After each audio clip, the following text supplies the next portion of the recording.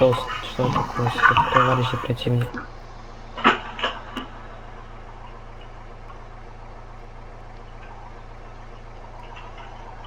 Хорошо, взял документ, начал ознакомливаться. Я возьму. Верну сырень человеку против. Где она вышла? Как? На траву заехал?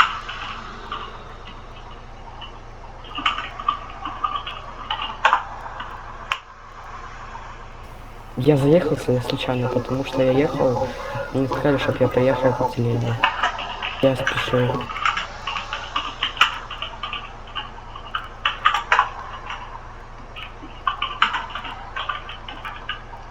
Каким? Какая статья? Хорошо, удостоверение в кармане, с руками другого человека напротив.